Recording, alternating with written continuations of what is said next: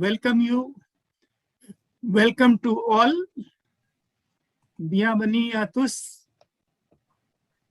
My name is Vinesh Saxena, and I'm your host. This is our third meeting, and please note this event will be recorded. So let me tell you just briefly that how this project started.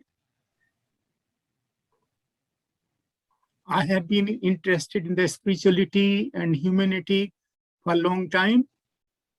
I have a foundation which has two objectives. First objective is to help the needy, people in financial difficulty. And second objective is to explore spiritual unanswered questions. Like, is soul there? Is life after life there? Does God exist? I am a yoga teacher. I'm also Reiki Grandmaster. I have been teaching yoga for a long time.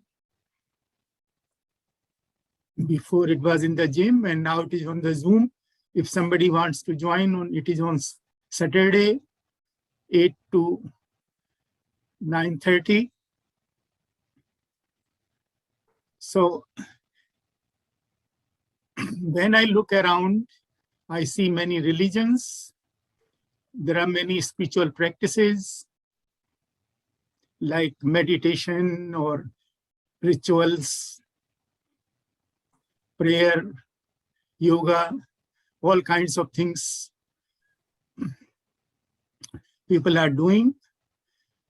On the other hand, there are things which we cannot explain, like simple thing, just take, where does the space end? If you ponder on that question, you will never come up with any answer. There are other unanswered questions. Why some people have psychic abilities? They can do mediumship, telepathy,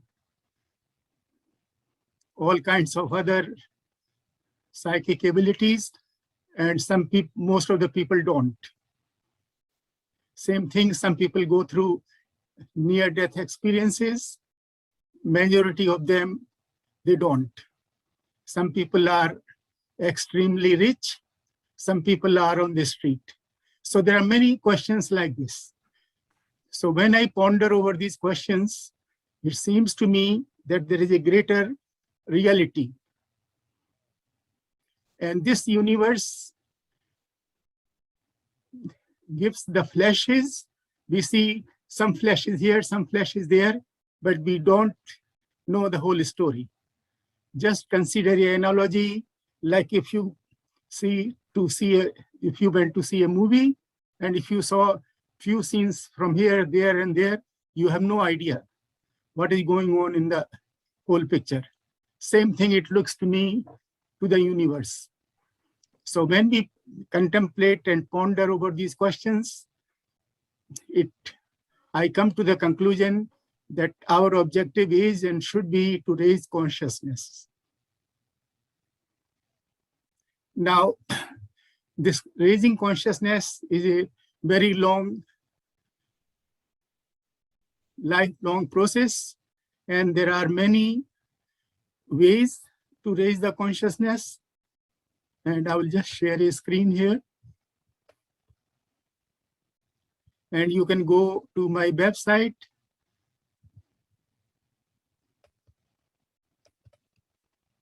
So this is my foundation, which helps the needy.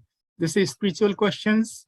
This is yoga foundation. And this is the yoga website. And this is the Center for Consciousness Development.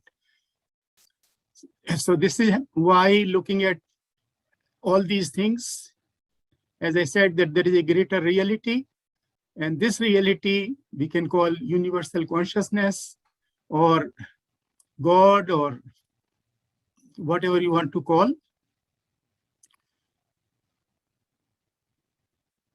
If we can increase our consciousness and tap into this universal consciousness, then we can be in a state of the bliss. We can develop intuition.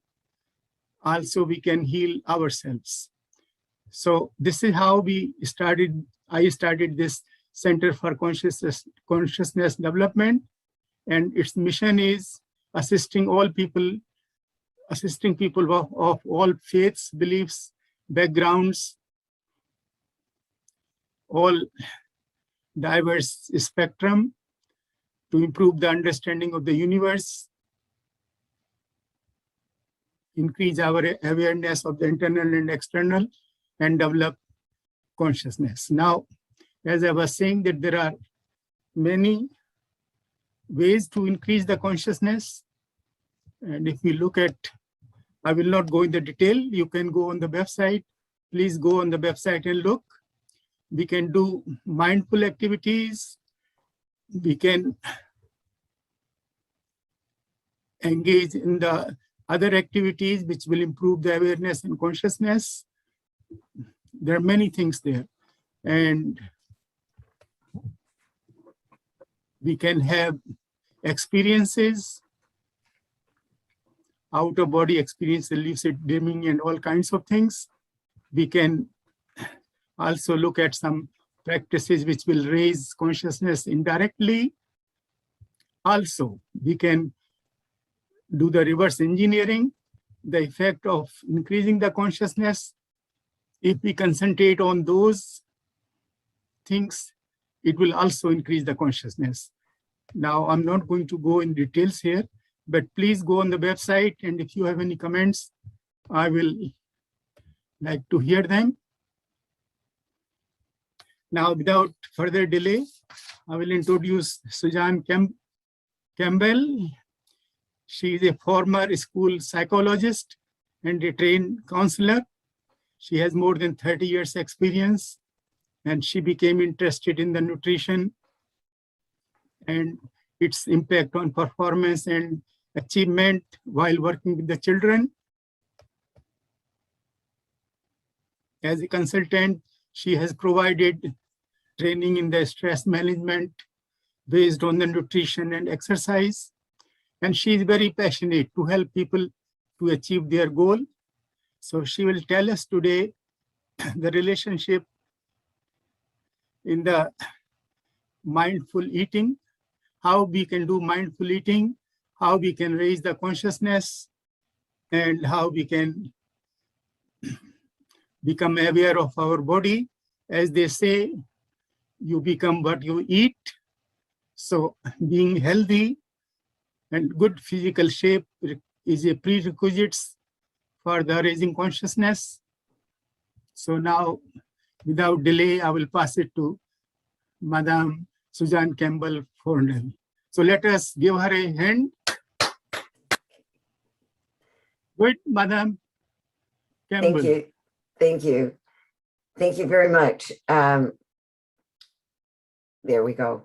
I find it a privilege to be able to be with you this morning and share my passion about nutrition and its impact on our mind, body, and soul.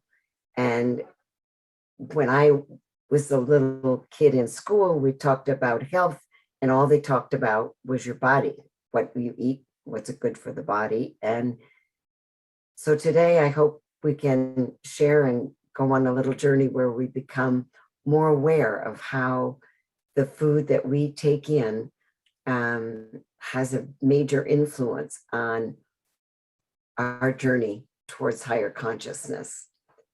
So I will share screen, and hopefully, there we go.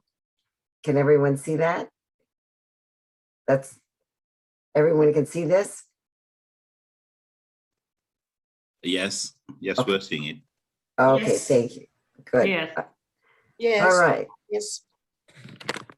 So welcome, and we'll be on a little journey this morning, and hopefully if you have questions, we'll be able to respond to those. Your questions are maybe something new that I haven't explored. So I don't have all the answers. I just want to inspire you to find your own answers through this process of good nutrition. So through my studies and work, I found that each plant, each tree, each fruit, each coffee bean, are all endowed with an energy. And with that energy comes a frequency. With that frequency, there is spirit. And so I'm asking, are you connected? Are you connected? Do you feel the connection with the spirit of the foods that you take in each day? And maybe some tips on how we can get connected. Our busy lives have made us, fast food is so prevalent, and that interferes with our ability to connect. This was something that I came across, a fellow that has a lovely retreat center in Ontario. But it sort of summed up much of the research that I had done. When we look at the different cultural groups, and over time, man has always revered and thanked the Great Spirit, the Spirit or God, whatever you want to call this higher power. And so we found that every culture, every group had some type of ritual that demonstrate that they honored foods that they ate, that they would honor something like this orange, they would honor the bear, they would honor that. And so these are not new. It's something to bring to our culture in 2020, that we can be on this path of enlightenment through the foods we eat if we take that moment to honor and get back to good, clean nutrition. So as we look at the development of our journey as humans here on the planet, as we early man ran around looking for food sources. They would go where there's water, where the water dries up, and then go to another place. They would go to an area in which there was food was plentiful. And then, and in that, we have evidence that those early cultures had food rituals, that they recognized that there was a divine intervention, that there was some connection to a higher power through that. And we see that in some of the ancient digs that anthropologists have gone through. We see it in the Egyptian pyramids. So we see that in China, in some of the areas where they have demonstrated that they had a reverence and an honoring of the foods at various times of the years. So the nutrition that different cultural groups took in, they vary. What we eat in Quebec is different than what someone would eat in Florida, what someone will eat in Indonesia, just based on the geographical differences that we have in terms of what foods are grown. So that becomes an important impact on the food intake and your philosophy around foods. So for today's man, and for us, all of us, we have some big challenges because of the industrialization of food. because of the water resources in our water, we have issues around food intake. I don't see any evidence with primitive man that we had eating disorders. They were in a survival mode. Right now, we have many, many people that have eating disorders based on this industrialization of foods. So if we are aware that this mind, what makes us think and what makes us decide cognitively, I want to learn more, and our body and spirit, we connect. And at that point of connection is really, really where we begin to move toward enlightenment. And so nourishing spiritually our body and our mind, that brings us to that center point in our lives. So if we think of ourselves, and I have to say that we do think as adults, okay, what am I going to eat? I heard a comedian say the other day, gee, I didn't know when I grew up I was going to have to make a decision about what I had for dinner every night.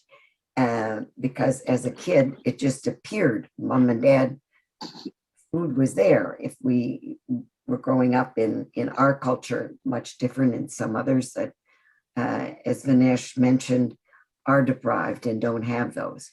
But if we begin to think of our physical body, that this is housing our soul. It is the home. We take care of our house. We fix our roof. We make sure that it's well maintained. We clean it out every once in a while. If we think of our body as a sacred body and a house of our soul, we are going to take care of that. We're going to say, what am I giving my cell today? What am I going to feed those cells? What am I going to bring to this body that will keep it cleansed and keep it healthy and keep it clear and keep it connected? So as we nourish the body, we nourish, allowing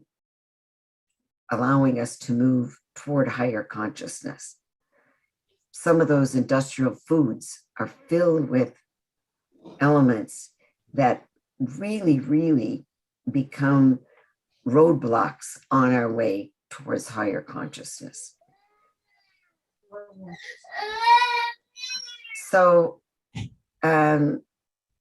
today we're going to really look at this, connecting with that spirit, that power that comes from our sun, and it's manifest in us through the foods we eat.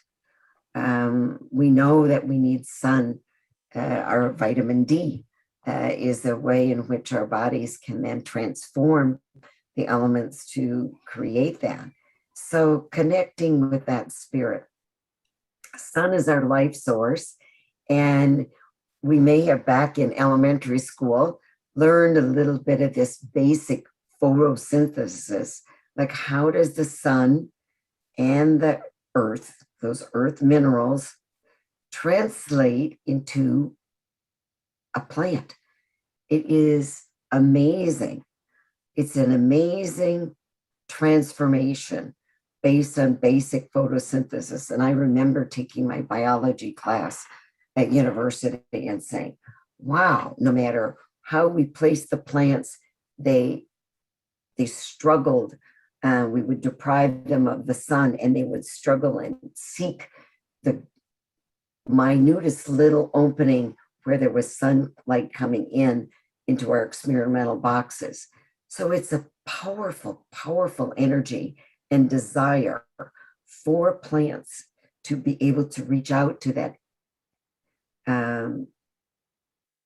external, and it's external energy that gets converted internally. And if we look at that, when I eat something, I'm bringing in that source energy. So the sun is the power, photosynthesis is a conversion, and then we go through this bioenergetic assimilation. How about that? And as food scientists and food chemists have come up with all of the metabolic breakdowns of the food, each particular food has a particular molecular structure, the way the atoms and the structure is put together. We even know that certain plants are designed to give health to the intestine. For example, a lot of the research looking at our bioenergetic architecture done by Dr. Bellevaux and Dr. Jean Grau, where they look at those molecular structures of foods to really help us prevent specific cancers. So, for example, when we look at the bioenergetic and the molecular structures of cabbage family foods, all of those cruciferous families foods, they're molecularly structured to support good intestinal health. So it's an amazing, miraculous design. And I'm in awe every day when you stop and meditate on that, and it's like, wow, what a gift. And are we really connected with that gift and connecting with that light? And if we connect with that light, it brings us toward that universal higher consciousness where we have a greater empathy, a greater consciousness, a greater awareness of how we can interact with one another. So as we're on this journey towards enlightenment and higher consciousness, there's an energy transfer that takes place in terms of nutrition. Micronutrients are just basically all the plant chemicals. There are over 25,000 that they've identified. In the early stages of plant science and understanding, they were able to isolate 12, 13 vitamins, vitamin B, vitamin C, and with the greater technology, the more refined technology that we have now, they can take an apple, an orange, spinach, and they can break down and find those 22,000, 25,000 phytochemicals, those micronutrients that are only found in plants. They can synthetically, we've figured out how we can chemically make vitamin C, how we can create a molecular pattern for vitamin B12, for the C's, the vitamin E, so that you can go out and buy a multivitamin at Costco. But micronutrients are those carriers of energetic patterns, those 25 phytochemicals that are in every plant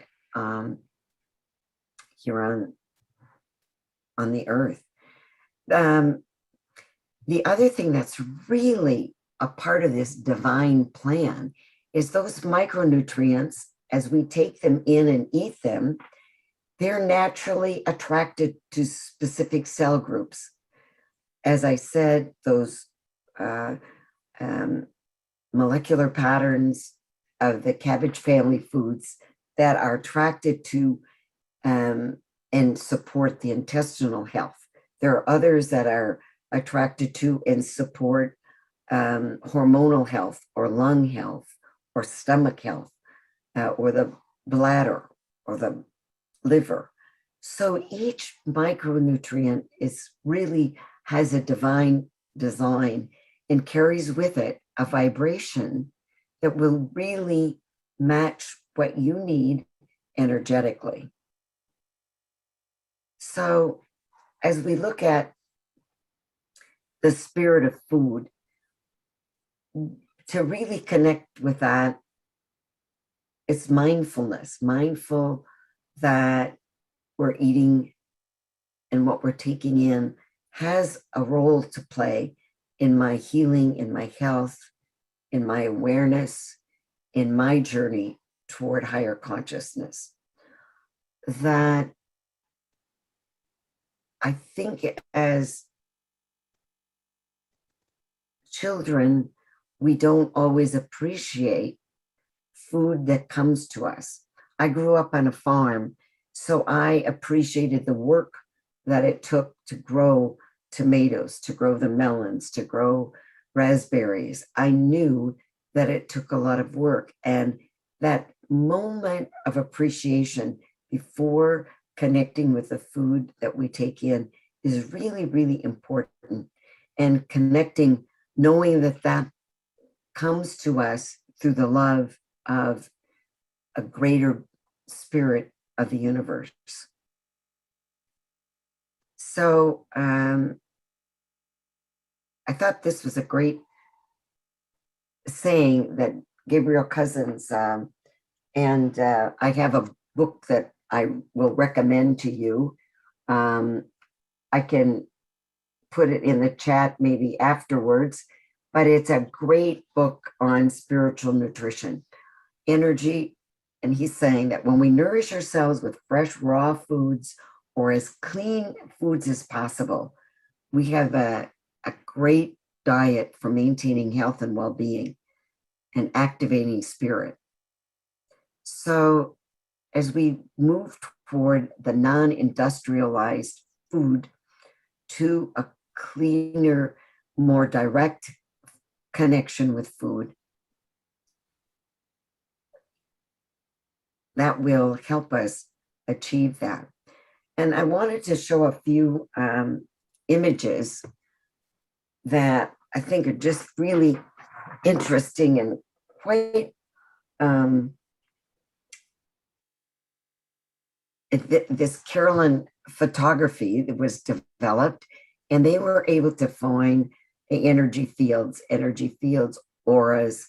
And when we look at food, people say, oh, there's no difference between organic or genetically modified.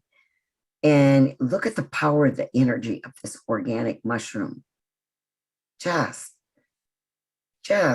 alive with power and energy. And when taking that in, you're going to be able to transform that, and that brings you into a state of higher consciousness. These are some other images of an onion. These are little mushrooms. I just beautiful. If anyone has questions, then so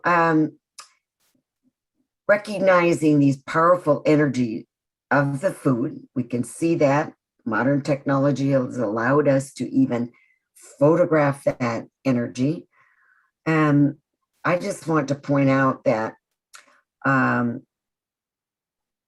we can destroy some of that energy through the way in which we process our foods.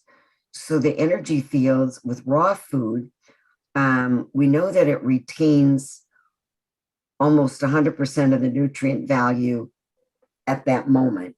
So, and I'm going to help you understand this just a bit. For example, let's say I'm eating a raw strawberry that I just picked. So the minute I pick that raw strawberry and eat it, I'm able to transform that vibration of the red.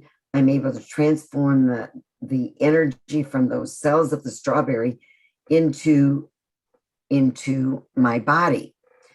And I've eaten that strawberry just the minute I've taken it off of the strawberry vine. Unfortunately, and this is where I want to make sure, if I have that raw strawberry and it's been sitting on my kitchen counter for 5 days, it's already lost some nutrient value, but eating it raw, I will retain what's ever left in there. The important thing about cooking is that if we're steaming, stir frying, or baking, we begin to lose nutrient value of the food through the cooking process. Boiling, and that's why they say, save that water, it's got nutrients in it.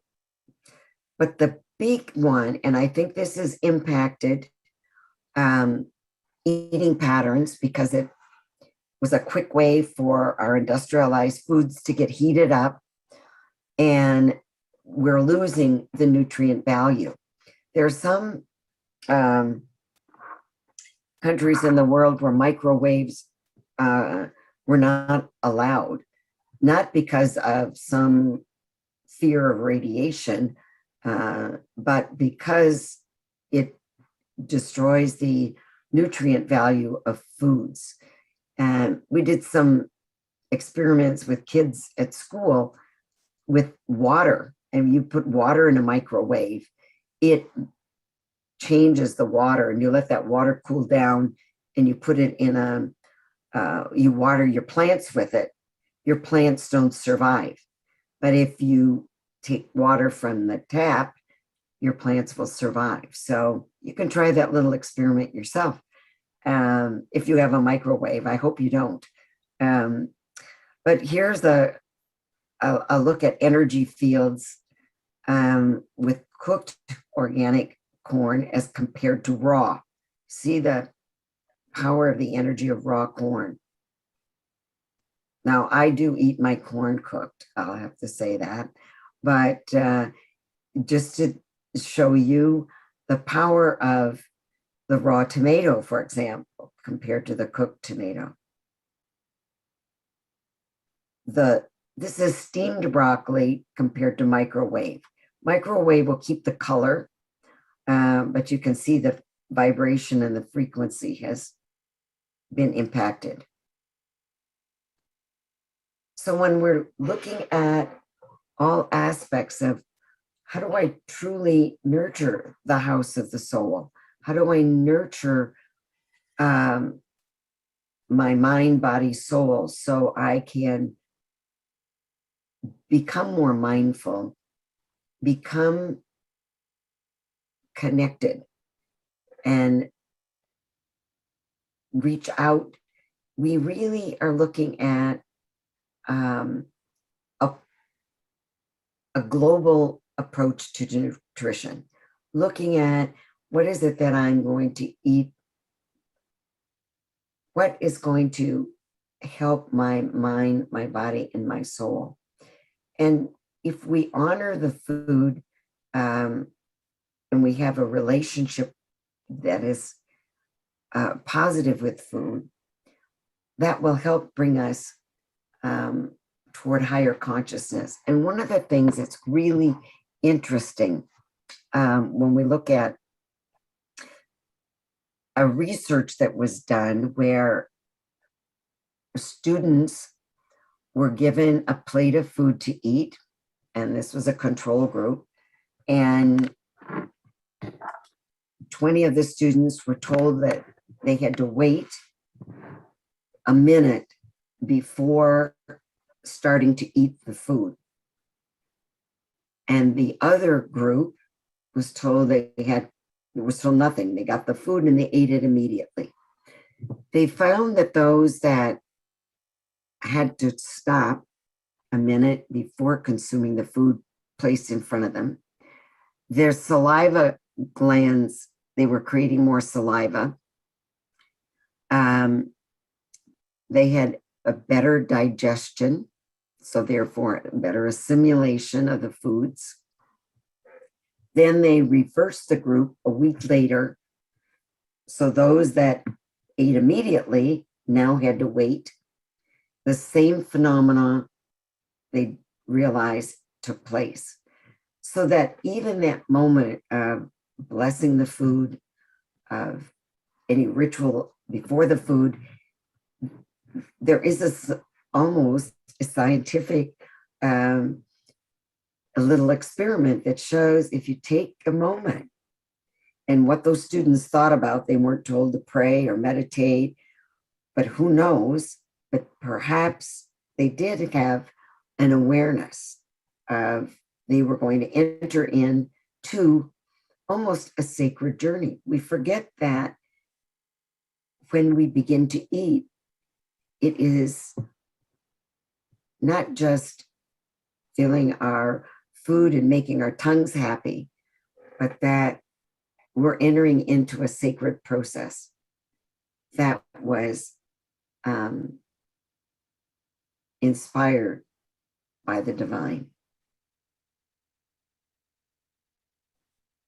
So we're going to do a little mindfulness, being aware of what you're eating. Sometimes we say, gee, I had such a craving for a type of salad. Some people say they crave chocolate. Well, if you have good dark chocolate, there probably are some good, we know, nutrient value in there that maybe at a cellular level, there was a craving. For example, as a child, I said I grew up on a farm. My grandmother grew Swiss chard, which is very high in iron content. And I was a child that always tended to be a bit anemic. My hemoglobin levels were low, and I was naturally in the garden reaching out and eating this raw. So at some intuitive level, I reflect back on it now, my body was reaching out, getting the nutrients that it needed at that time. So Vinesh might not have asked you, but we're going to go through a meditation.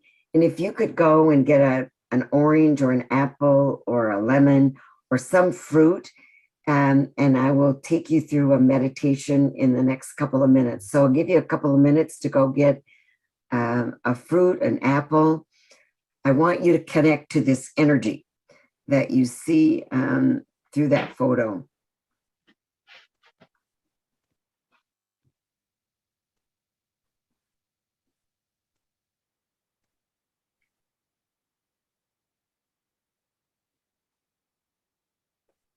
Are we all good? Do you have an apple or an orange?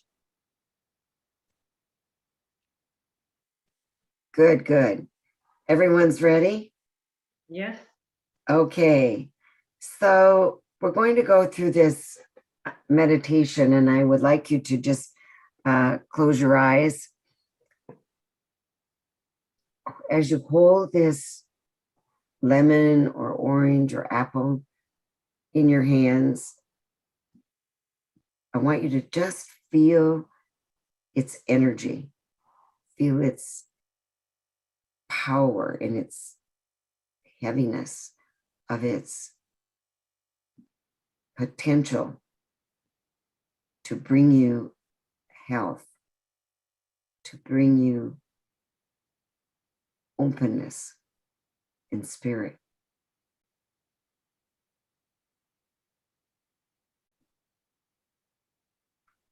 This apple or orange you have in your hand started as a little seed. I would like you to imagine you're the seed in the ground and you're nourished with water and minerals. And the warm, warm sun is heating the earth. And you sprout forth and you become a seedling. And the earth, the sun, inspire you. You are programmed to grow bigger and stronger. And you reach upward. And you have leaves.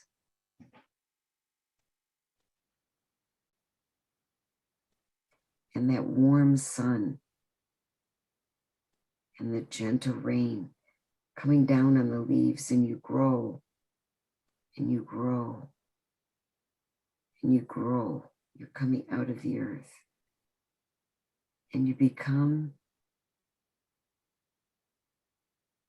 a magnificent tree. In the gentle rains and the sun and the leaves bring energy, and your roots go down into the earth and bring the nutrients up to the leaves and up to the buds. And the buds begin to grow and blossom. And oh, smell the blossoms. Smell the blossom. That orange blossom, that apple blossom, the lemon blossom. And that blossom became a little tiny orange or lemon or apple.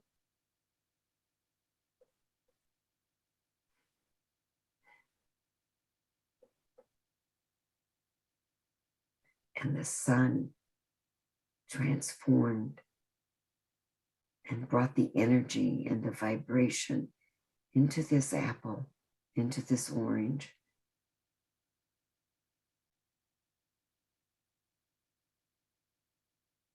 And you can feel that vibration. And you can smell those blossoms that were all a part of this miraculous transformation of this fruit.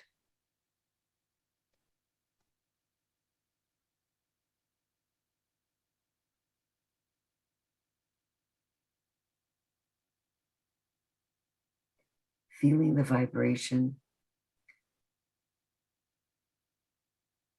feeling the sun touch this apple or orange or lemon.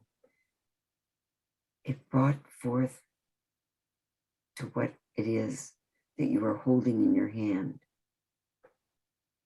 One would say you're holding the universe in your hand, the miracle of transformation, the miracle of the love of our higher power, the miracle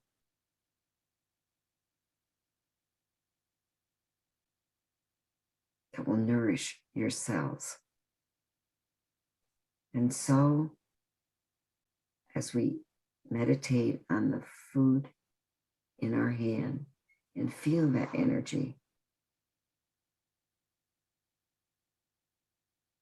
that will be transformed,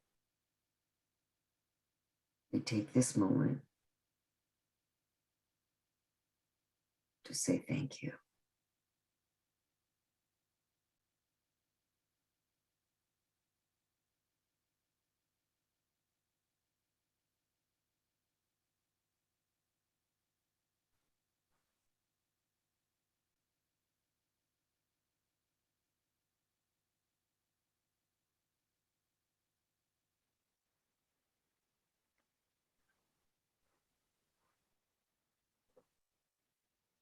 And as we close the meditation,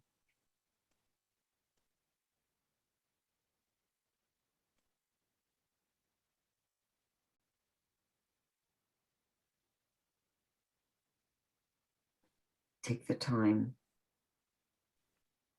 and remember that this was made just for you.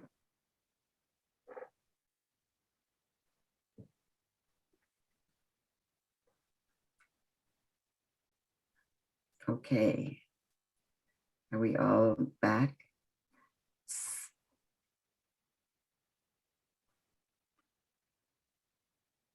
Did anyone have any questions or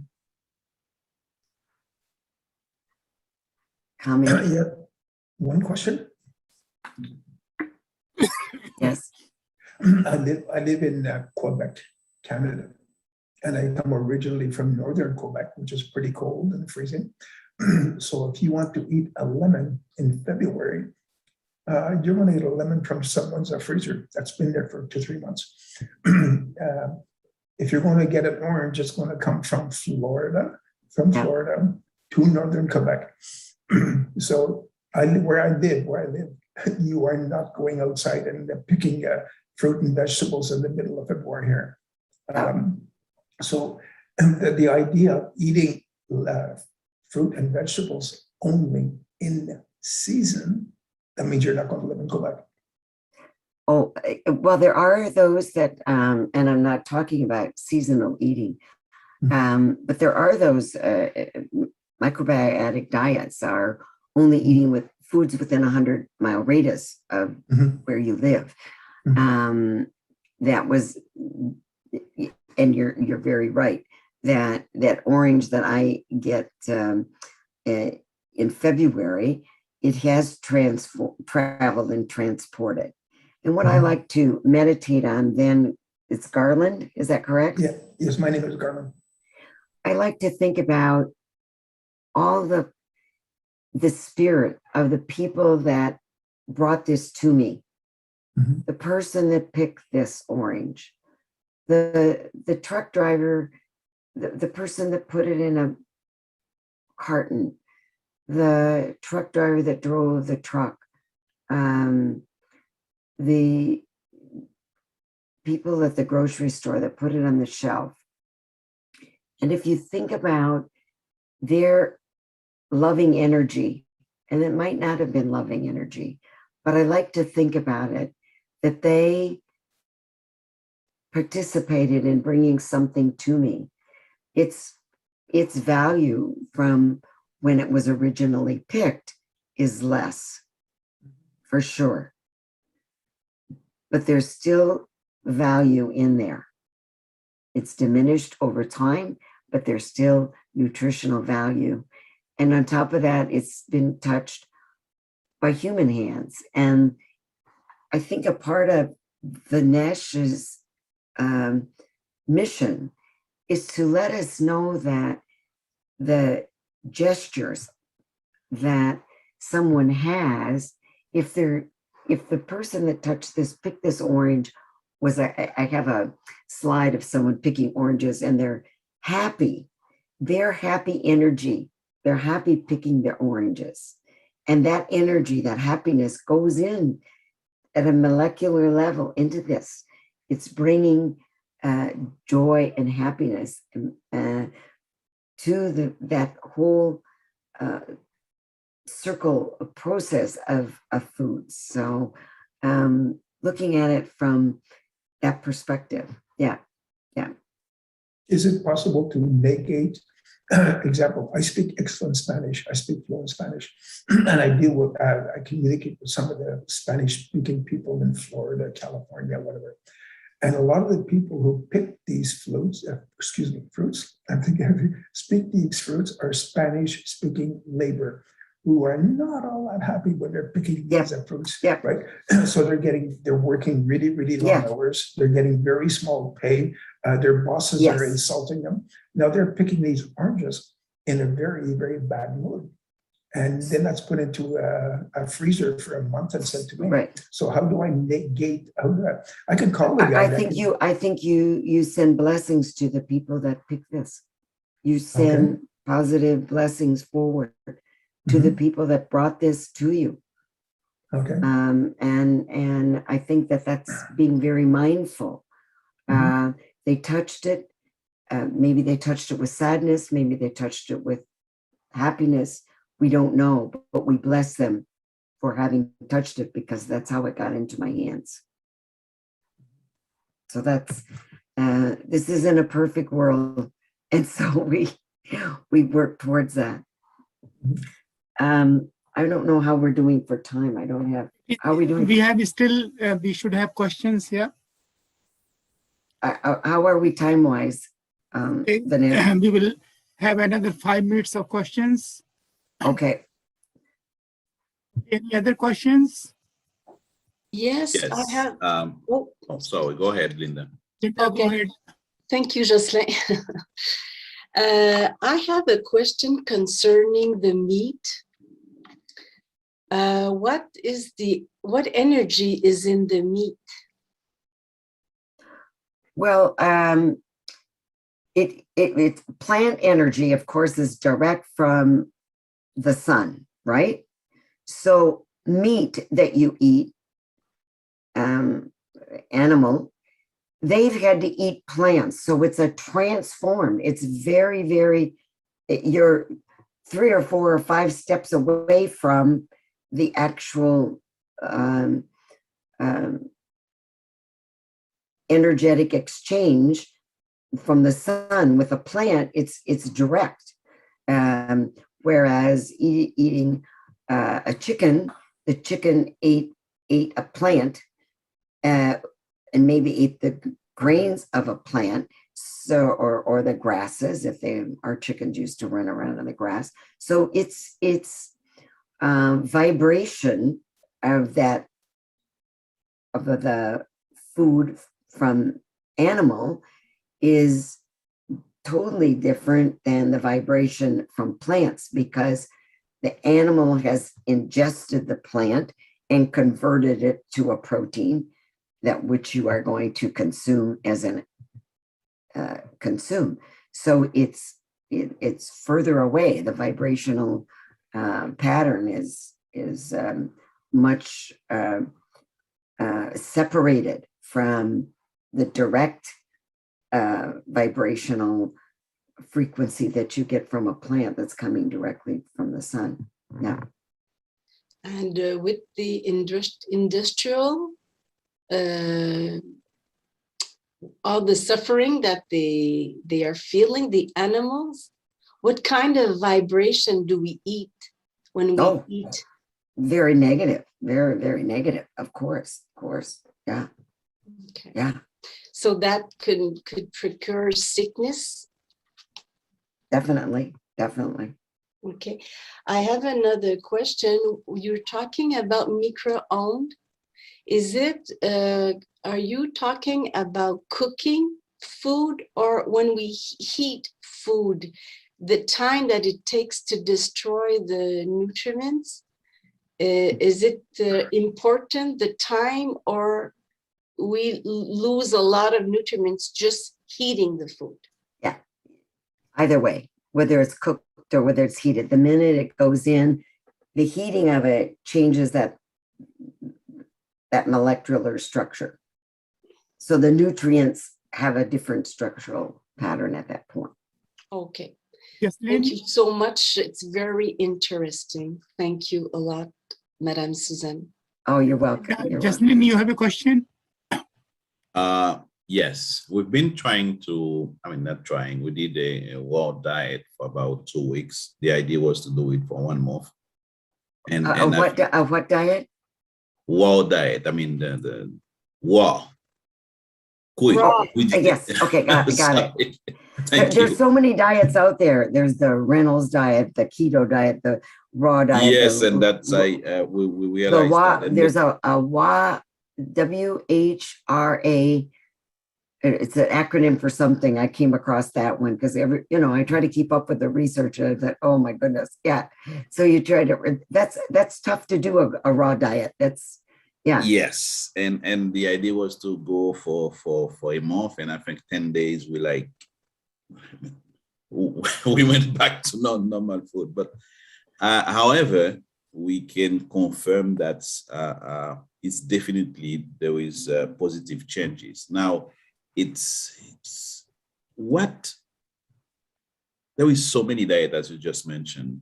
And sometimes you the same one and the same diet, and you have one team saying it that way, and you're like in so confused that at the end you feel like going backward. I'm sorry to ask the question that what's the best diet, but if somebody wants to do I'm a vegetarian, by the way, we don't eat meat. But if I want to do a world diet, or if I have to do the best diet, do we have a metric, an evaluation possible? Yeah, I think How to proceed? and I guess I don't like people to use the word diet because the first three letters of diet, and I like to think of a lifestyle change, and it's very difficult to be. Someone will say, "Oh, I'm going to eliminate all the carbs from my diet. I'm going on a no carb diet." Well, you know what? This orange is a carb. What people get all mixed up is to have that balance. And I think if you're going to look at nutritional intake, you're looking at balance. Raw potatoes don't taste very good. However, at least I haven't found a good recipe to make them, but I could have a combination. And what's important is to try to have as many elements in your menu that you plan for the day, the week, that are raw. You need legumes that are going to give you good natural proteins. You can't eat some edamame raw, but you need a balance. I think, Justin, that's what I would say. It's a gift finding that balance. You can go through 10 days and do a cleanse, and I'm not even touching on cleansing or fasting. Fasting is an important part of lifestyle. We need to fast every day, and that means not eating after 8 o'clock at night and not eating before 6 o'clock in the morning, and allowing the body to have at least 10, 12-hour natural fasting. Our bodies were made that way, to fast naturally. And so when someone says, "What do you think of fasting?" I said, "I've been doing it all my life. It's something we need to do and honor." It's when we become anxious that we wake up at night and go to the refrigerator or go to the munchie cupboard, and that breaks the fast. It upsets the metabolism. It knocks our metabolic clock off. So there are a lot of, it's balance, Justin, that I would. Thank you. And may I just one more question before? What do you think about the 1 meal a day lifestyle? Because this is when in the morning you just eat a fruit and you eat like between 3 to 5 p.m. and that's just for the day. Is it something? What do you think about that lifestyle? It's true. How big is the meal? Yes. I hope it is not very big. Yeah. I think we're all different. And if you have a underlying health concern, such as, let's say you're pre-diabetic or diabetic, that might not serve you very well at all. We need to keep those blood sugars stable. And all of us do. We don't need spikes and causing a strain on our pancreas to try to pump out insulin to deal with high sugars and lows. Again, it's a balance, Justin.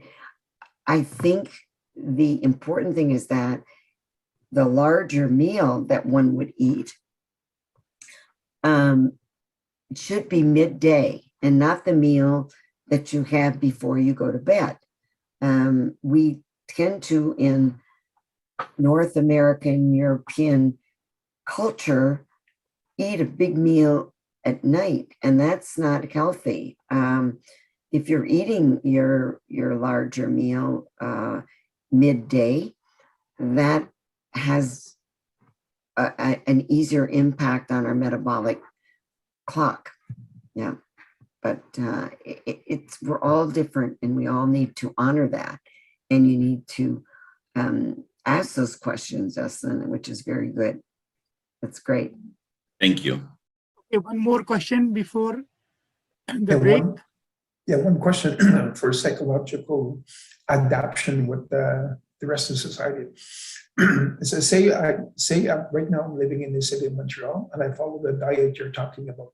So I've started to follow the diet that you're talking about. I do it every day. Then I want to go visit my family. So if I go visit my family in northern Quebec, the diet you're talking about is next to not possible. It's really next to not possible. And if I walk into the house of my family and say, I'm vegan, and now I expect you to do this, they're just going to get out of my house. So in terms of, I'm in Montreal, living my life, and I'm following the diet you're talking about. Now I'm in a situation where that diet is not practical and literally not possible. So for 2 weeks, I switch over and I eat what my family is eating because I want to talk to my mother, I want to talk to my father, I want to talk to whatever. And then when I come back to Montreal again, I try to switch back to the diet you're talking about. If you're a human being, unless you live in a very, very closed society, you're going to be dealing with other people. And if you start telling other people, don't come near me because of this, I can't go near you because I don't eat this, I can't talk to you because we have to deal with other people. And so that's not, I don't think I've talked about a diet yet, but I'm talking about the principles, and you're right. I interfaced with people. I was with family in Michigan over the summer. I grew up on a dairy farm. It wasn't all vegetables. So you're absolutely right. They're serving foods that I don't eat, but there are enough vegetables around the table. And I always offer, I'll bring something, and I'm bringing salads if it's a shared kind of a meal. And over the years, I don't impose my dietary standards on anyone. I share, I openly say, have you tried this? My cousin had never had papaya and made some beets and papaya, and we had a great time. So I think it's sharing with love, sharing gently. I don't want to offend anybody if they're offering me foods and it's got Kraft cheese in it. I just gently say thank you. Doesn't settle well with me, and that's the truth. So I think there are ways that we can gently and lovingly share our journey and be an example. And people aren't going to change that much, although you leave behind things that you don't realize. So it's the how we do it. Yeah. Okay. So now, before we break for a couple of minutes, we'll do some physical exercise. Okay. Good. So we'll do Y. We will make a Y. We'll make a W. We'll make a L. I'll make a T. So Y, W, L, T. We'll put the fingers on the shoulder. We'll make big circles. 10 times.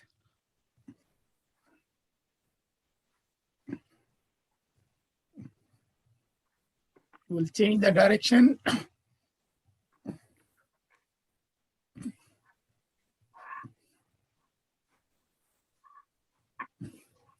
We will hold the wrist behind the neck and go to the right, to the left, right, left, right, left.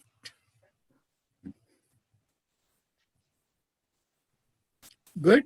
We'll make a fist. We'll open and close fast.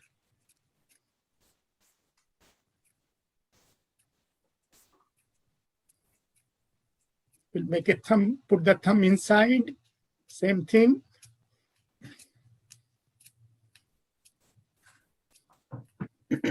Put the hands like this, rotate them. If you are feeling warm, this is a good exercise to do. Good. And we will do deep breathing. Take 10 deep breaths in, deep breath out.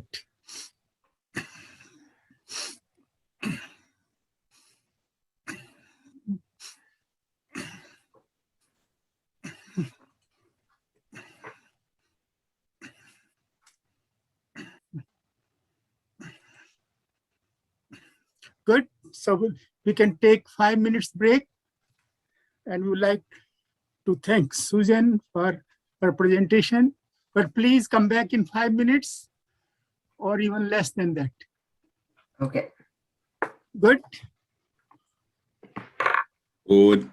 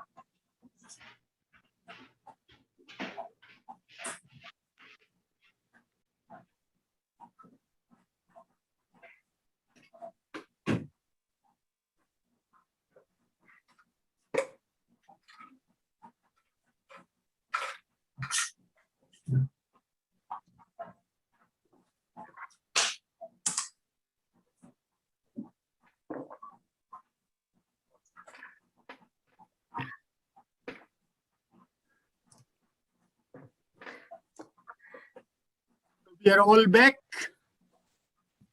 So we'll have another half minutes, another 30 minutes of talk, and then we will have questions and sharing. So Susan, go ahead.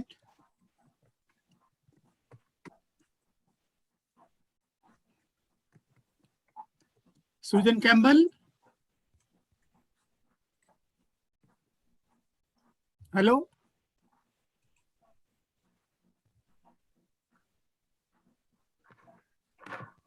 You can hear me, Susan? Yeah, now I can hear you. Yes. Okay, so go ahead. We will have Okay. 30 minutes of talk and then some more questions and sharing. I'm sure you have more questions than I have answers, but that's all right. This last or the second part is looking at connecting with that vibration, and I'm going to share a screen here. Bringing us into harmony with every cell of our being. And I guess I was just in was asking about a diet.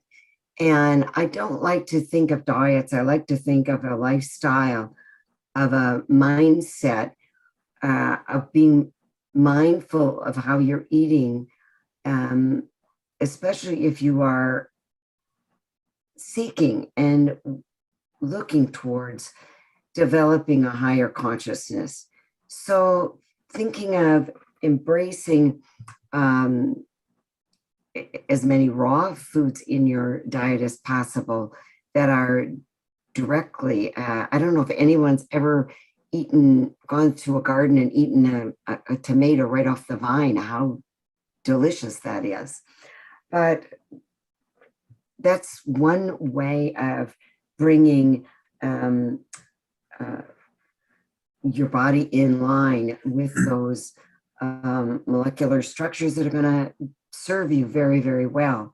Another way is to think of the chakras and eating the colors of those chakras. So I will share some of the information that I have. Some of you are much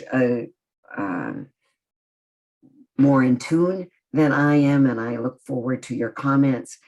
But as we look at this screen with foods on it, there may be some things that we're attracted to just naturally. For example, beets are a real important part of my diet. Part of it is because of a propensity for me to be a little anemic. So beets it's part of the root chakra. It's keeping me grounded. So if we look at color and thinking of what you're attracted to, this might be the body's way of saying that a particular chakra needs to be nourished. We talked about every food containing its unique vibration and energetic signature. It's now they're able to check those frequencies, and they can see that.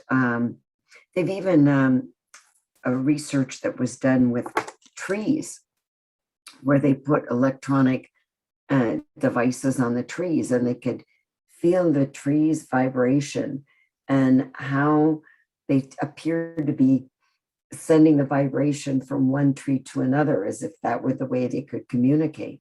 So we know that food has a vibration and an energetic signature. So mindful eating brings us to higher consciousness. And that really is what I'm looking at, finding things that are natural and fresh, minimally processed, clean, and that you are purchasing them, preparing them, and eating them with gratitude. And I think the gratitude is an extremely important element in terms of our assimilation in a positive way. So if we look at the root chakra, which really, from a physical perspective, nourishes, is the large intestine, our joints, our muscles, our bones.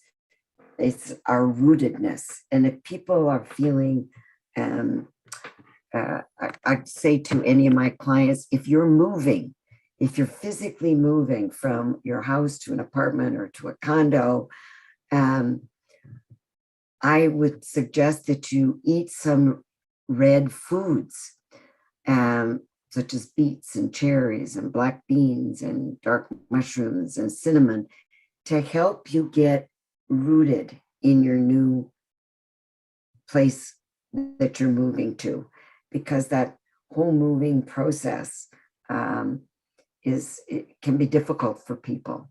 So if you can get yourself rooted through eating some of the foods for the root chakra, that will help you.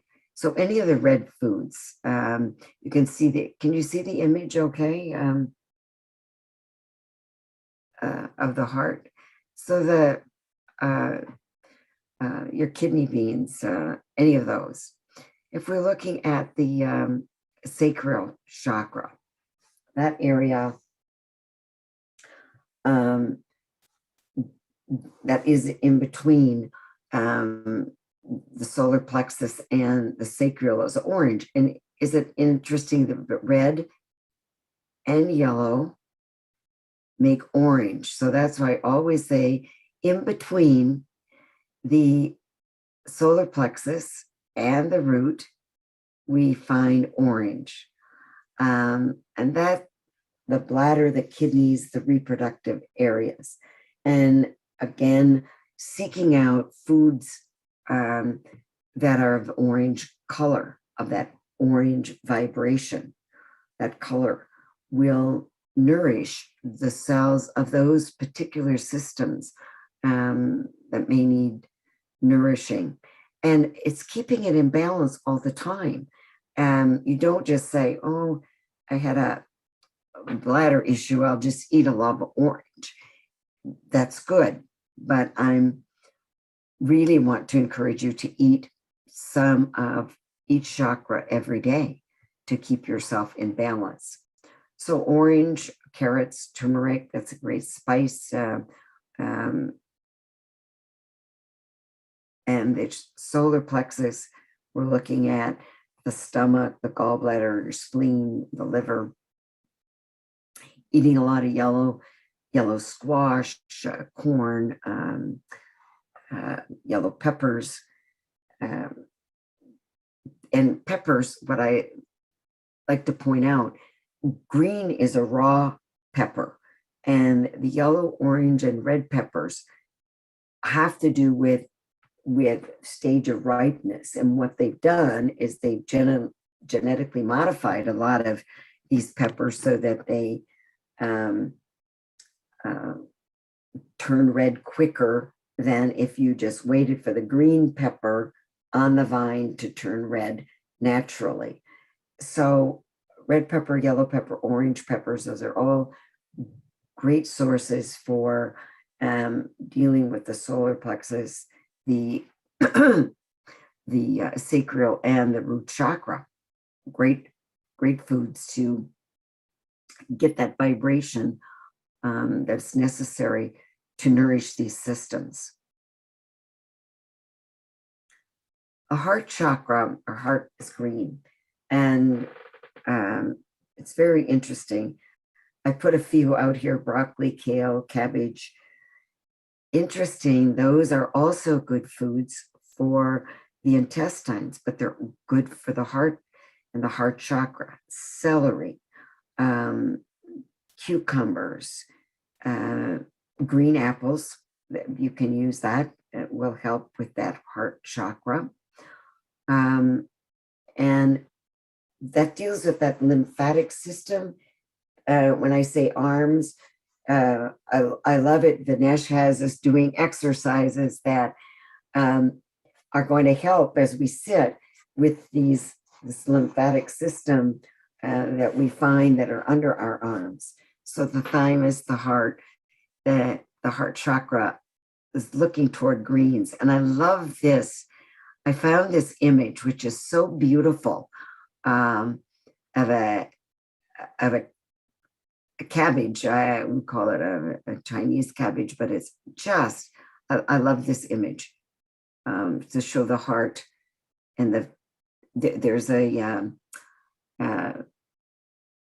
slide. I didn't put it in this presentation, but it gives each food has its own signature image. Like carrots are for eyes, as you take a cross slice of it. Our throat chakra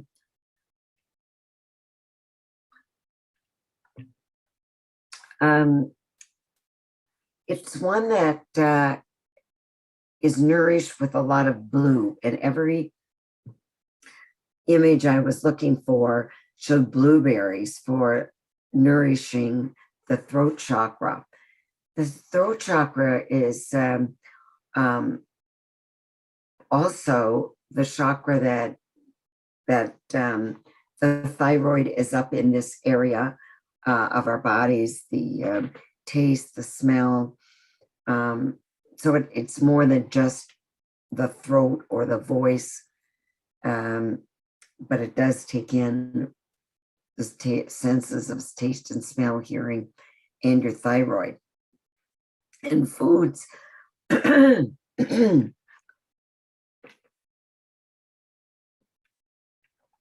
going to want to use to nourish that are getting some blueberries, chicory, kelp, seaweed, some of those blue, I'm going the wrong way. When we look at the third eye, and one of the first times I had any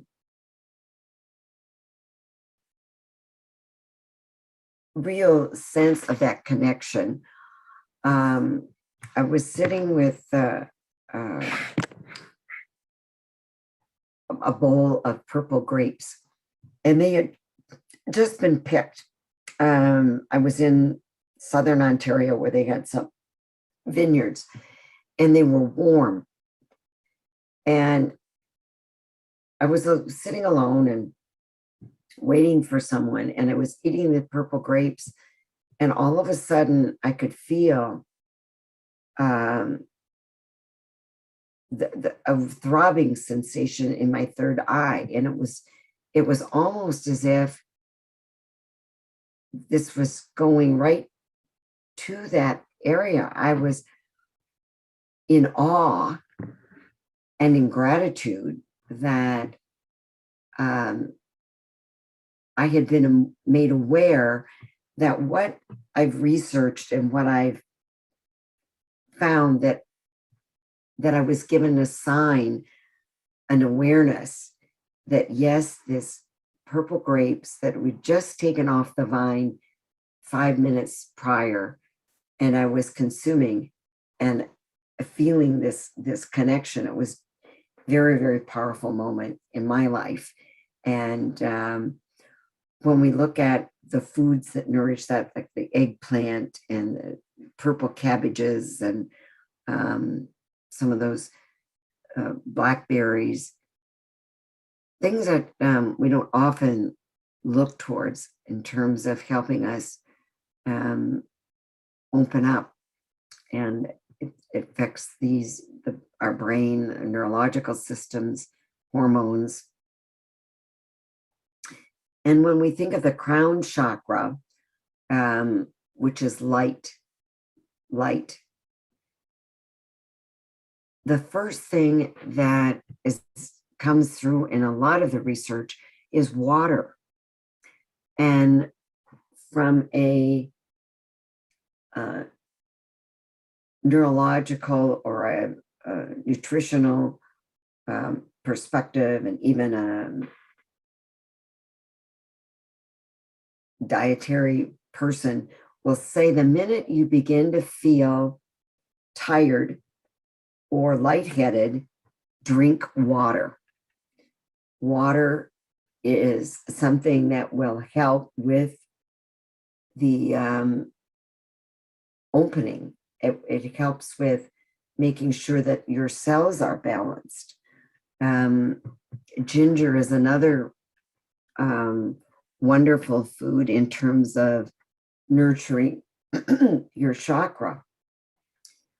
And what I'd like to share with you and have you go away with, that just because something is on the list that it nourishes the throat chakra or the crown chakra, the heart chakra, it nourishes other parts of our body also.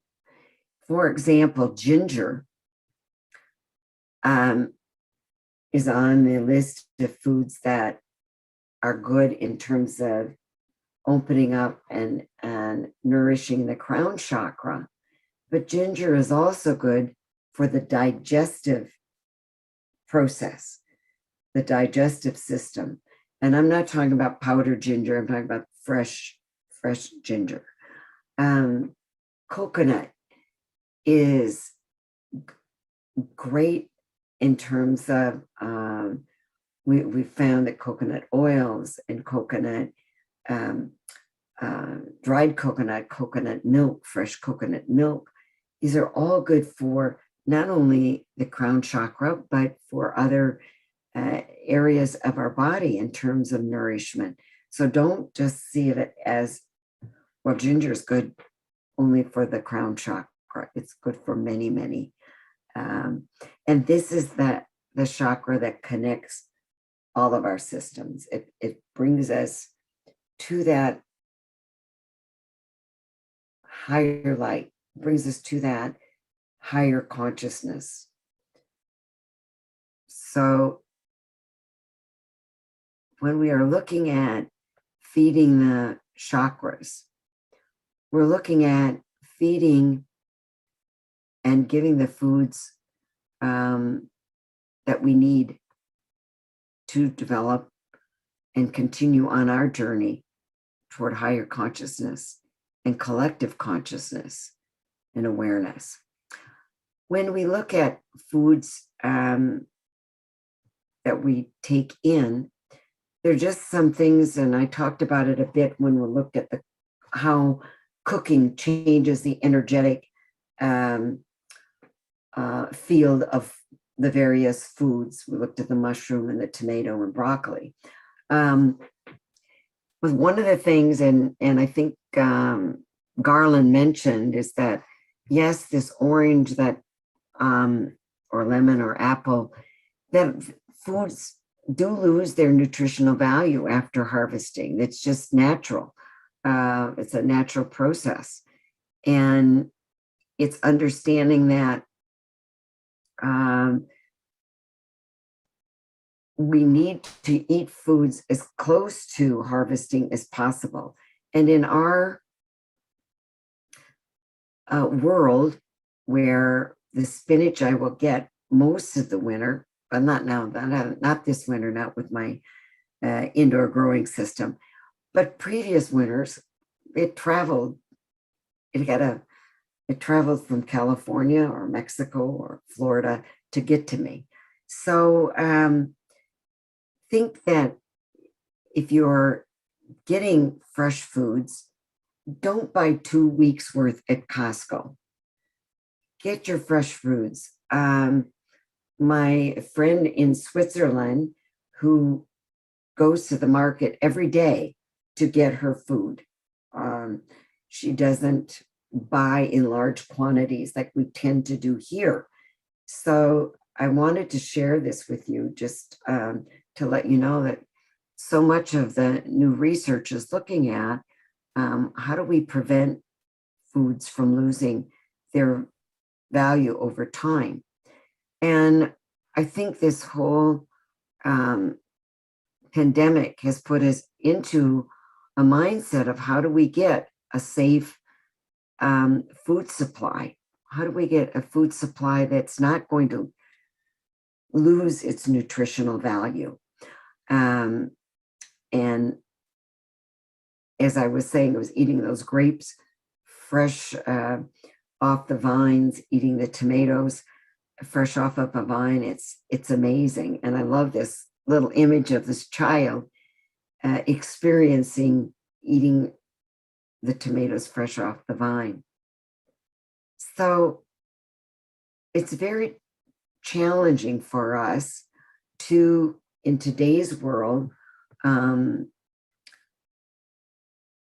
get that nutritional value that we need. And these are just some citations, and we've known this for over 12 years now, that non-organic produce does have a lower nutrient content. And when we compare crops, and there are charts, and I didn't put that on today. I didn't think Sunday morning we needed a lot of scientific charts, but this just gives you an idea that we are losing the soil. The apples that were grown in perhaps in Saint-Eustache 50 years ago had a higher nutrient value than the apples being grown in Saint-Eustache today, just because of the nutrient value of the earth. And I think that's where we end up getting all these fertilizers coming into play. So that's an important thing that is impacting all the wonderful foods I mentioned that we need to eat with our chakras, that we have a decline in nutrients. And then with our industrialized foods, we have lots of neurotoxins in there. These are our roadblocks to developing higher consciousness. They are the MSG, all the flavor enhancers, your artificial sweeteners, all the chemicals of sweet and low. And if you're going to use a non-sugar sweetener, and that's another presentation altogether, you would have to use things natural, like stevia, something that's natural. So any of these artificial chemical sweeteners play havoc on our neurological system. The preservatives that are in foods. I did a lecture with high school students last year, and I had given, no, it's now 2 years. The last time I was in almost 2 years ago now. And I gave the kids foods, and I said, read the labels. And there were chemicals in there that are preservatives. They're chemicals that are texturizers to make sure that the texture of the Twinkie or the little cake that they had, or cookies, is similar is the same throughout. So all of these really do not help us on our journey towards higher consciousness. They are the roadblocks. They're the things that are impeding us from reaching a collective consciousness.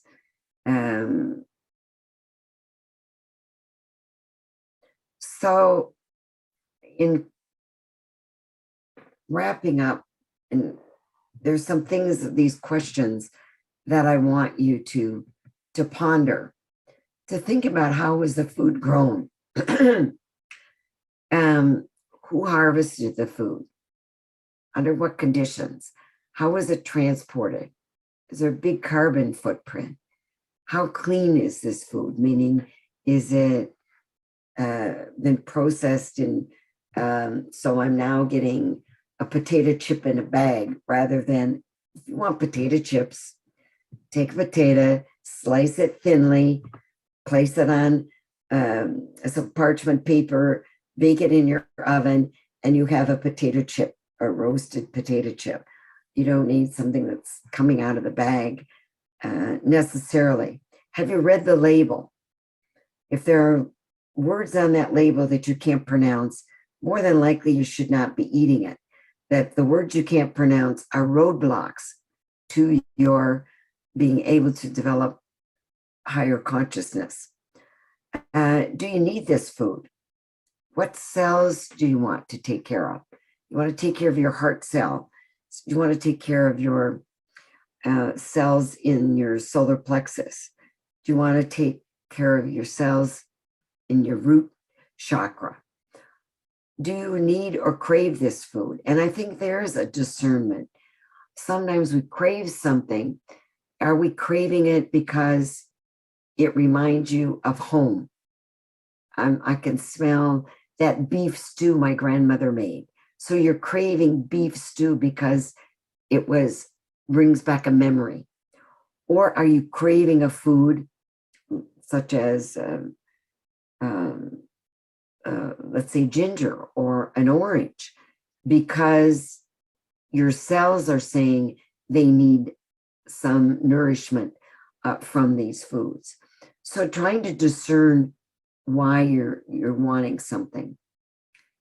So as we look at growing, and as I mentioned, over the course of the past 20 months, where food supplies, and we still have issues with the food chain, there are food systems being developed.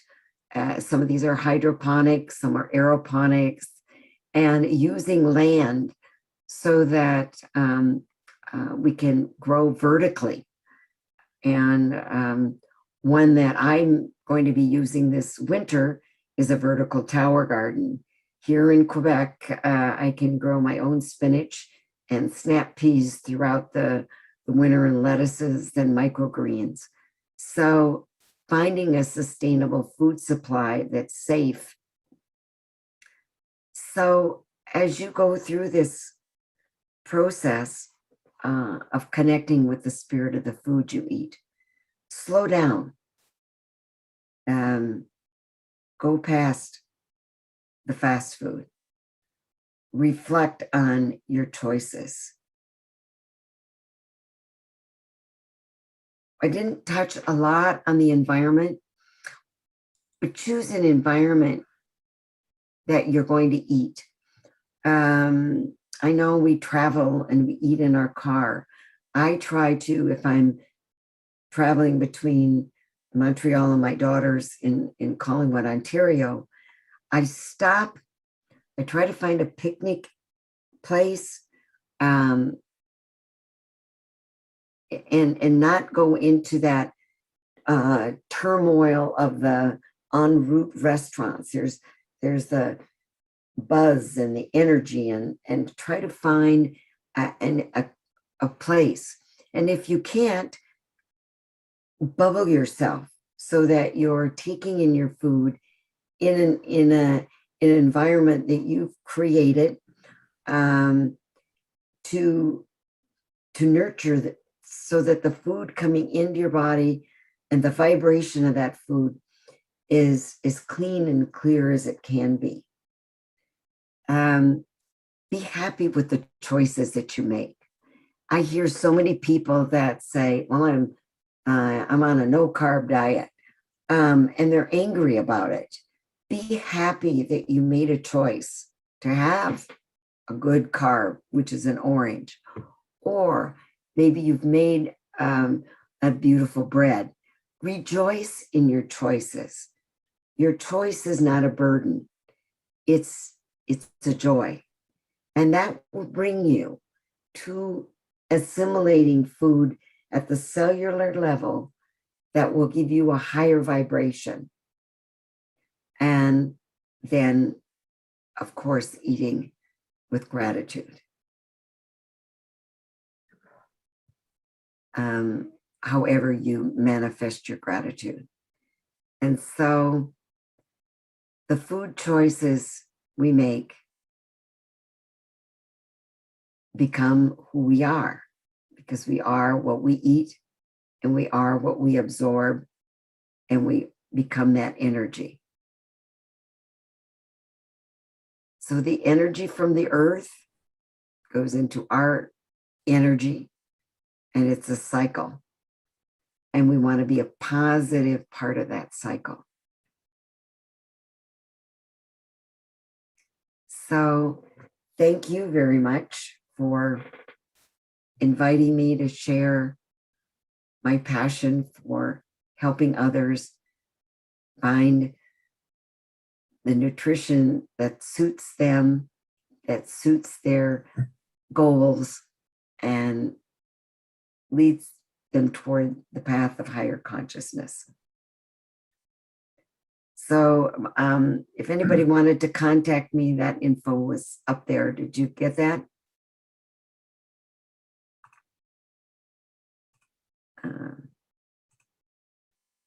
If any of you would like to reach out, you can check my website. You can contact me by email. Just say, I met you through the Center for Consciousness Development. We would like to thank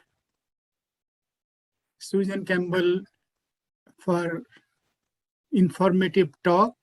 I'm sure that we can put some of the tips she has told us in our daily life. And now we have time again for the questions. And also you can share.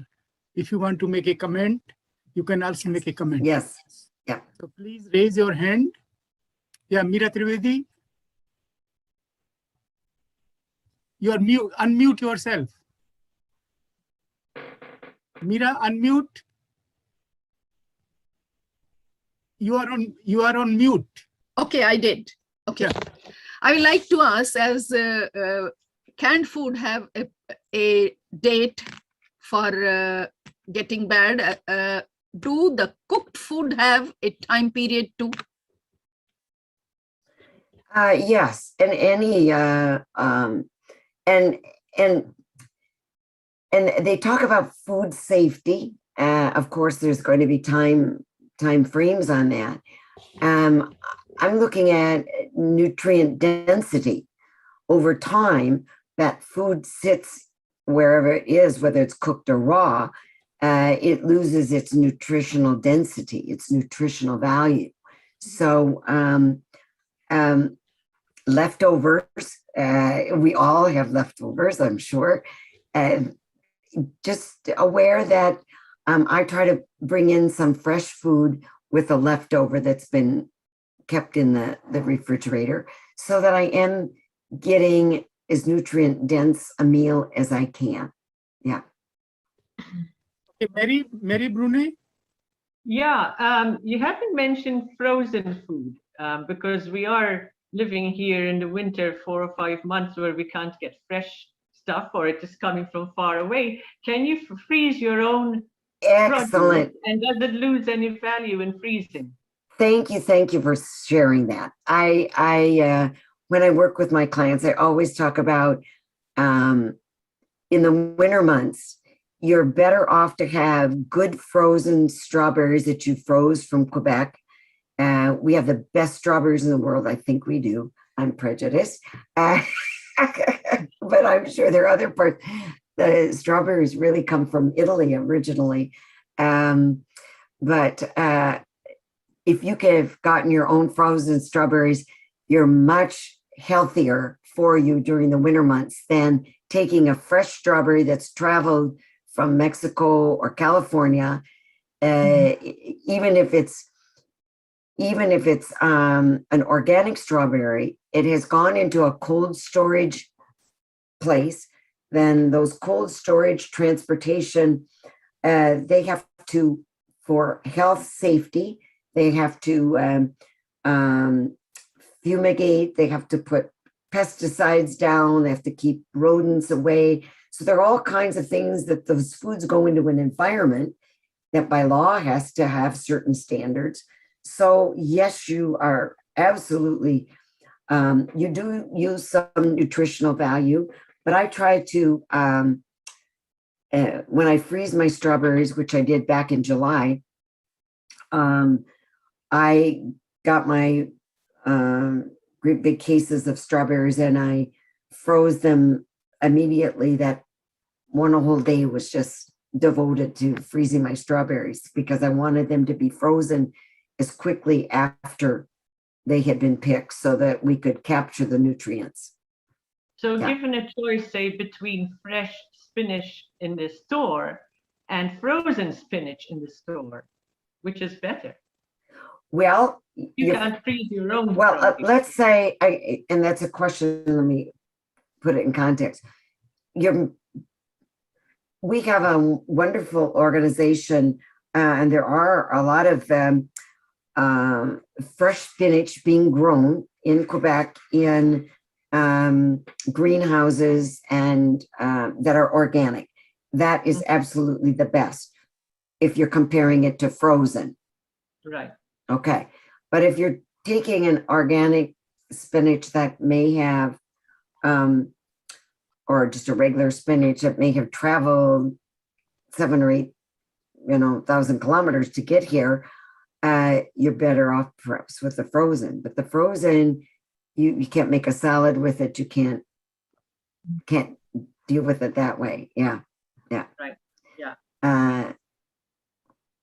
So frozen does lose some of its value, but not as much as what you think you're getting fresh from the store, but it's traveled thousands of miles. Definitely during the winter, I got wild blueberries from the Lac-Saint-Jean area, and those are all frozen that I will use in the winter rather than buying the fresh that come out. From Chile somewhere. If you look at, even if you look at a strawberry, most of the foods have been genetically modified to travel. Therefore, they're hard. The tomatoes are hard. The strawberries are white in the middle. They're hard. I think people could play golf with it. Yeah, good. Thank you. Linda, unmute yourself. Yes. What do you think about dehydrated food? Drying foods. Yes, that's a good. It's great if you. For example, I like to dry kale. I tear up kale leaves, put that on a cookie sheet, and bake it for 425 degrees, and makes a lovely stack. Yeah. So drying foods has a you lose the nutritional value that I would have if I'd had that kale in a salad. But when we were taking down our tower garden, I had so much kale, I couldn't consume all of that kale this week. So we froze some and we dried some because I like it for kale chips for snacks. Yeah. Okay. Linda, keep question short, please. Yes. A moment. When you grow your vegetables in the winter or in the summer, when or buy vegetables that are grown in water or in binds, is it better in the soil, or in binds or in water is the same thing? Well, it depends on how it's grown. The image you see behind me is my tower garden in the winter.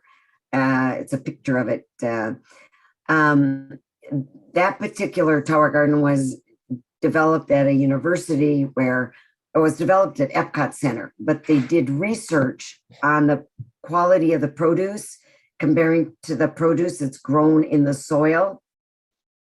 And it had that research was done at the University of Mississippi Pharmacology Department, so in their pharmacy department, and they were checking the antioxidant value of all of the comparing what was grown on the tower and what was grown in the soil organically.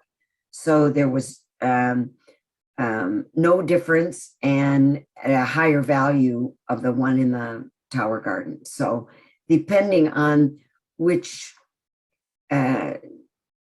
system is being used depends on, the nutrient value.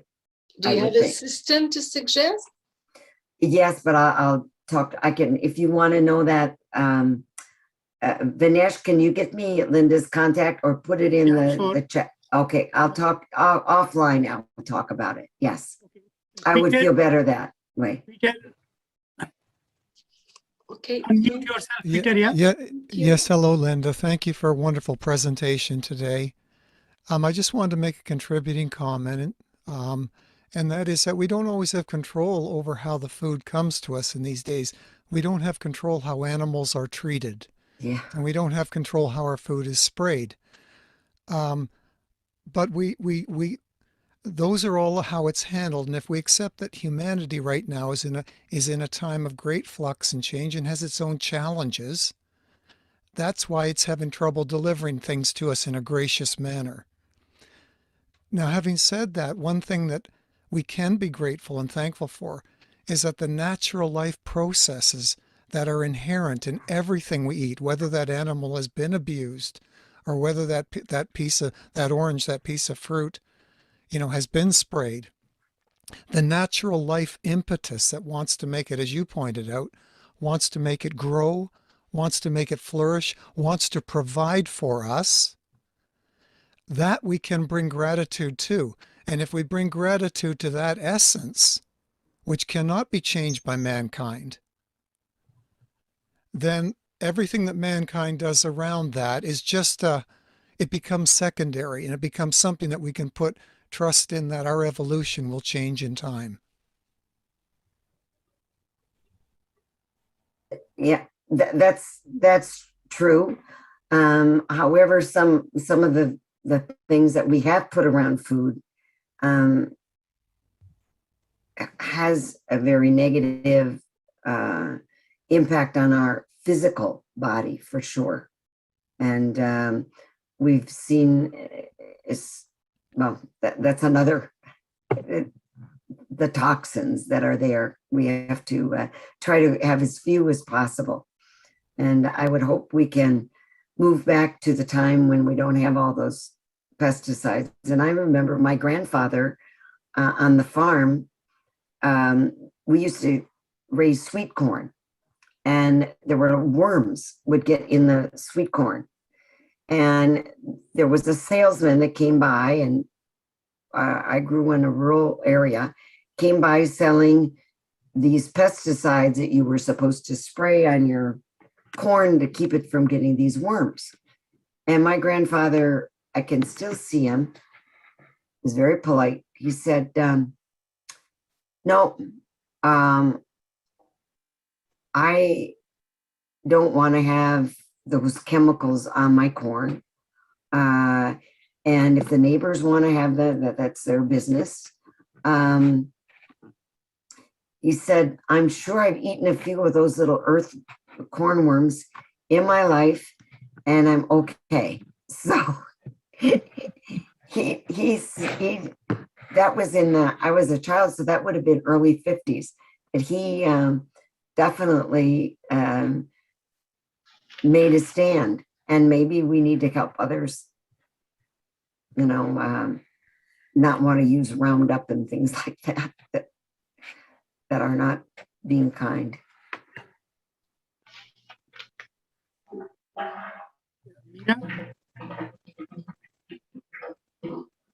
Okay, any other questions? Jocelyn Sanyo was asking. Yeah, Jocelyn? Yes, thank you. The question I had was about the frozen, but I think Mary asked that same question earlier. That's why I didn't ask anymore. But I'm gonna, Suzanne, there is in the first part of the presentation, there was an image where you show, for example, the two fruit, and you can see how shiny is one and the other one. Is it possible for us to know what equipment they use to be able to take those pictures? I always wanted to be able to do that myself. Yes, it's a specialized photography. It's L.E.A.N. Yes. L.E.A.N photography. So I met a group at an international conference where I met Vinesh. They were from Spain, and they were into that business of doing that type of photography. But I don't know. That's all I can share with you. I don't know. No, that's enough. That's enough. Yeah. I will find it. And now I remember those. That's the same type of camera that they used to do the people OA. Yeah, it is same thing. Yeah. Yes. Yeah. Thank you. Thank you very Yeah. much. Then if microwave destroys so much value, why does the government or anything doesn't put restriction? Good question. I think the lobby probably for the industry that produces them was much stronger than any scientist. I do know that in Russia, they were banned for a long period of time. And it might still be on, but in the early days, the basically, and I'm thinking just off of the top of my hat, the technology was developed using the first microwave was called a radar range. They were using radiation. It was called a radar range. So a good question, but a lot of things get approved. Why does the government allow all these chemicals to be in the foods? Why does the government allow, as Peter was saying, all these chemicals to be used to grow foods? Linda, you are the last question from Linda. Unmute. Yes, hello.